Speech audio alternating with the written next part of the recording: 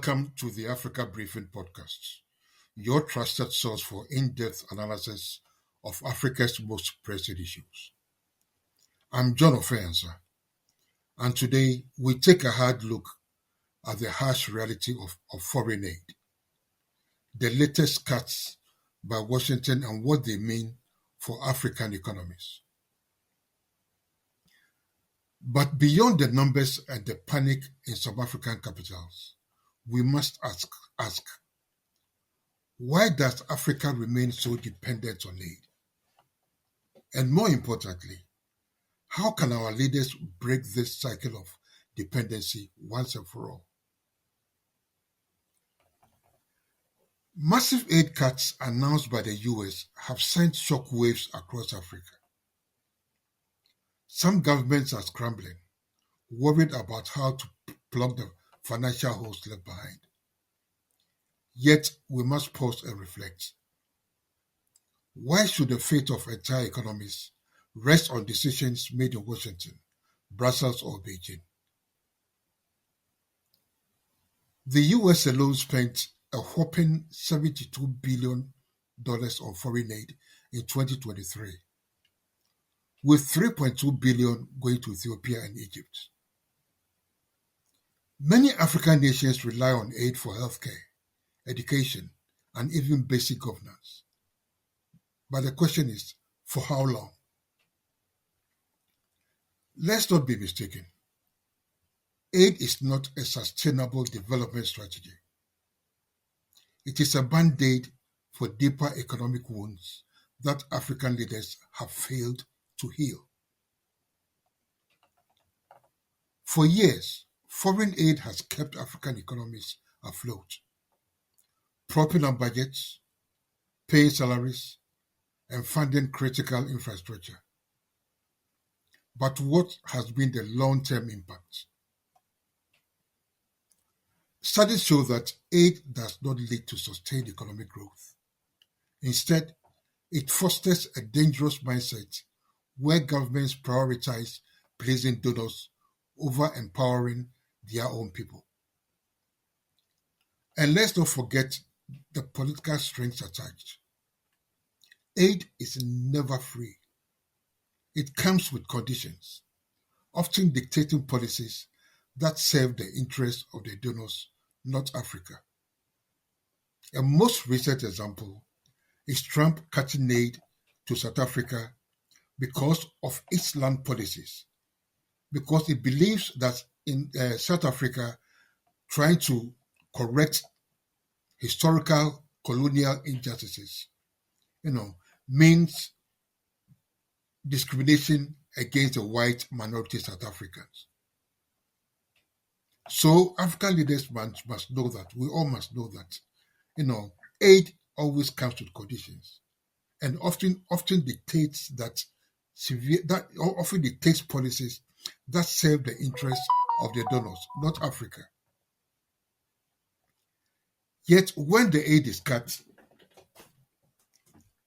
leaders cry foul, instead of asking hard questions about why their countries remain vulnerable to external shocks.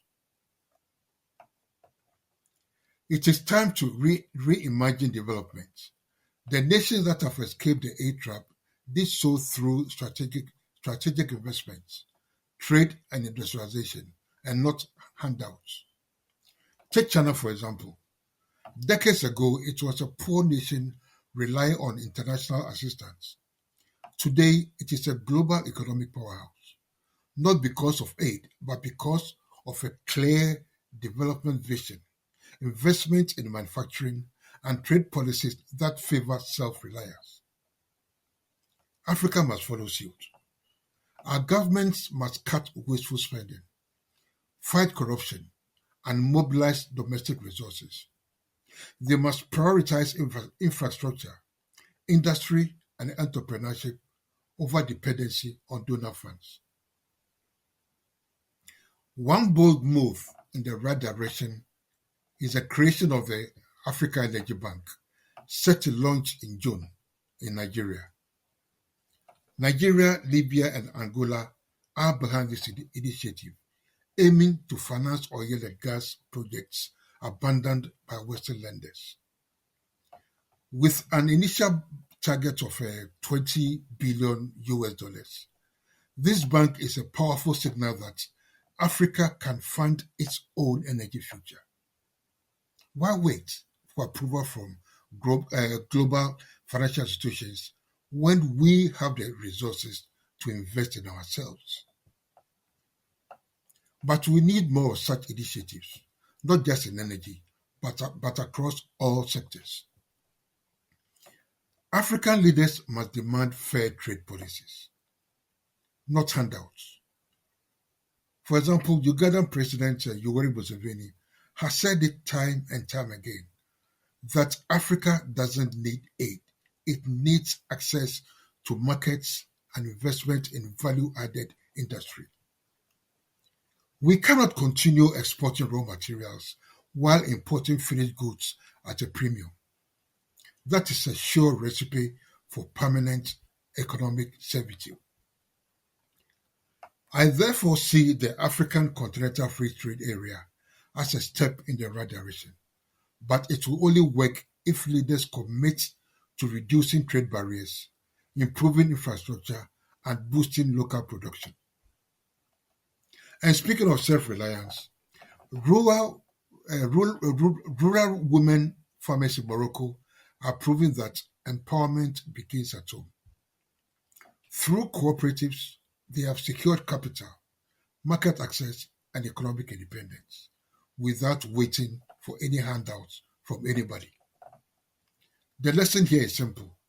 When given the right opportunities, Africans will thrive. Governments should be investing in such initiatives, not depending on external donors. Let's be clear, no nation has ever developed through aid. It may provide short-term relief, but it is not a solution for economic independence. African leaders must stop looking outward for salvation and start building homegrown solutions. The resources are here. The talent is here.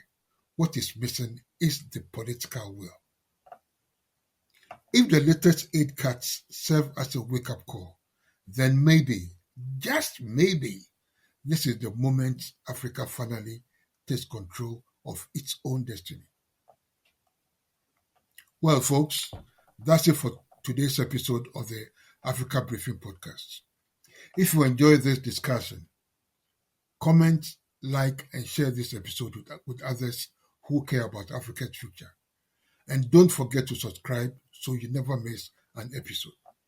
I'm John Ofeasa, and as always, I urge you to think critically, stay engaged, and demand more from our leaders. Let's keep hope alive.